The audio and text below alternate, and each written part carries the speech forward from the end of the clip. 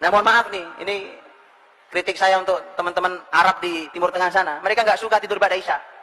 Ini kepala saya agak error nih Pak. Kliang-kliang error ini. Setiap malam tidur jam 12 saya dari dari hari Minggu kemarin. Ahad, Senin, Selasa, Rabu, Kamis. Kenapa? Karena setiap kita pertemuan itu pertemuan pada Isya. Kalau pagi habis sholat subuh itu seperti kota mati. Saya di Jeddah kemarin, kayak kota mati Pak. Sepi, kayak kota mati. Apalagi hari libur. Antum tiduran di jalan, insya Allah gak ada nabrak gitu Pak. Sepi, bisa main bola itu. Ini tidak sesuai. Makanya pantas Islam jatuh di pusat wahyunya begitu. Saya berbincang dengan seseorang, pengajar Quran kemarin.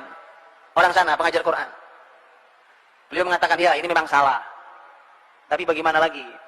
Sekarang ada lampu, ada elektronik ini, orang masih bekerja. Saya bilang bukan alasan. Untuk menegakkan sunnah Nabi bukan alasan. Kalau kita mau beralasan terus, tadi saya bilang, selalu punya jawaban. Bisa, buktinya bisa. Apa yang tidak bisa? Antum bukan disuruh ngangkat masjid, disuruh tidur, Pak. Nggak susah kerjaannya. Disuruh tidur, bukan disuruh baca. Saya tahu nggak semua orang suka baca. Suruh baca 500 halaman 3 hari, ya itu baru antum pusing. Suruh tidur, masih ngelawan juga, subhanallah. Antum mau perintah apa lagi? Ini perintah paling mudah dari Nabi. Suruh tidur ba'da Isya. Nah tidur juga. La ilaha illallah. Yuk tidur Pak, pada Isya, tidur pada Isya. Sudah. Dicoba Pak. Ya. Ini subhanallah. Ini konsep kalau antum mencoba, subhanallah. Baik, saya mau tanya, Nabi tidur sehari berapa kali? Berapa, Ustaz? Berapa kali Nabi tidur sehari? Nabi tidur sehari 3 kali. Antum 3 kali sehari, 3 kali makan, ya kan? Kalau ada Bapak Ibu dokter, saya mau tanya di sini, karena saya sudah pernah tanya kepada dokter-dokter.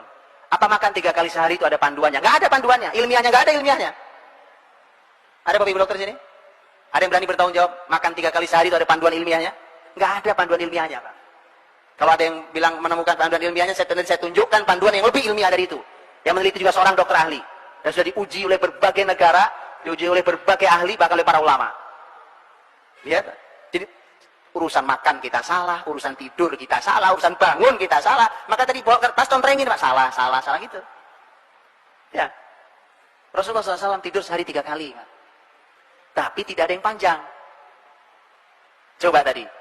Ya kita hitunglah waktu yang paling tengah ya, karena waktu negeri tropis berbeda dengan negeri di Timur Tengah. Kita hitunglah yang paling menengah waktu kita di tropis ini. Waktunya nyaris tidak banyak bergeser. Subuh nggak banyak bergeser dari hari ke hari. Kalau kita Isya jam segini, paling jam setengah 8 nih kita Isya. Okelah kita tidur jam 8. Baik, jam 8 kita tidur. Bangun tengah malam, itulah paling gampang jam 12 lah tengah malam tuh. Berapa jam Nabi tidur? 4 jam. Betul ya? 4 jam. Nabi bangun, Nabi lakukan qiyamul lail di antara aktivitas beliau. Karena aktivitas beliau di malam hari, itu yang paling utama adalah qiyamul lail dan tartil Quran. Walaupun Nabi melakukan hal-hal yang lain. Itu ada banyak kisah yang lain.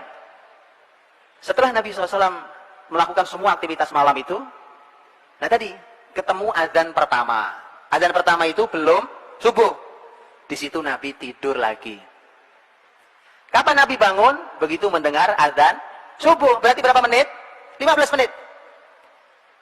Ya, ada yang bilang kalau kita yang tidur 15 menit, insya Allah 12 Pak subuhnya, ya kan?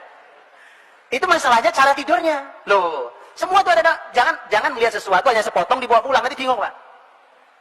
Lihat kenapa Nabi SAW tidur miring ke kanan dengan bantal tangannya itu memudahkan kita bangun di antaranya Pak. 15 menit Anda bisa bangun. Nabi kadang-kadang hanya tiduran tidak tidur, tapi Nabi kadang tidur betulan sampai ngorok-ngorok, mendengkur suara Nabi SAW.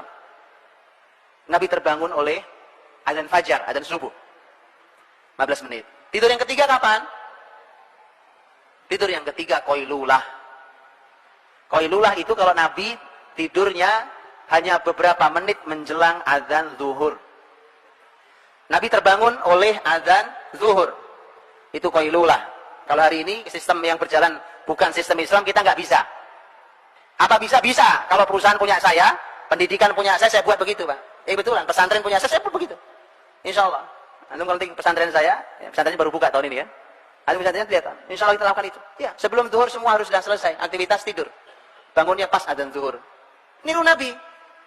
Uswatun hasanah. Liman kana yarjullah wal yawmal akhir wa dzakarallaha katsira. Berarti mulai aktivitasnya pada subuh ya. Pada subuh sudah mulai. Nabi itu nanti ba'da subuh ada aktivitas, Pak. Ya, saya mengumpulkan 11 poin.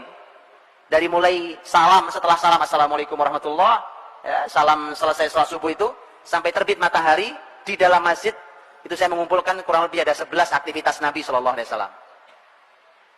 Tentu tidak semua dilakukan dalam waktu sekali waktu, dipilih beberapa, sekali waktu ini dan seterusnya.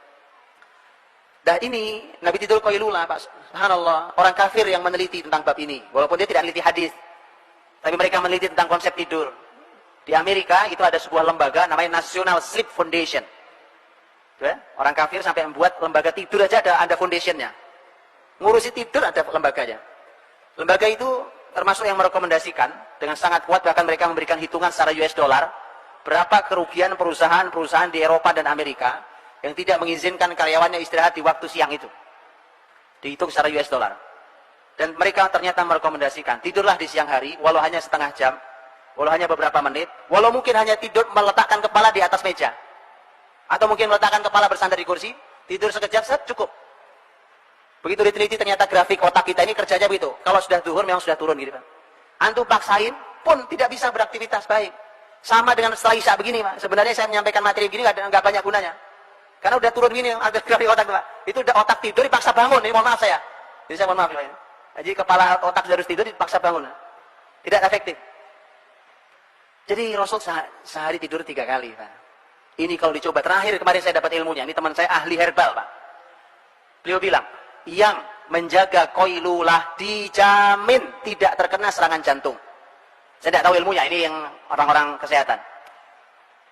Kalau ini benar, subhanallah, subhanallah, Pak. Hari ini penyakit jantung itu menghantui semua orang. Subhanallah. Resepnya gampang, menghidupkan sunnah Nabi qailulah. La ilaha illallah, ya kan?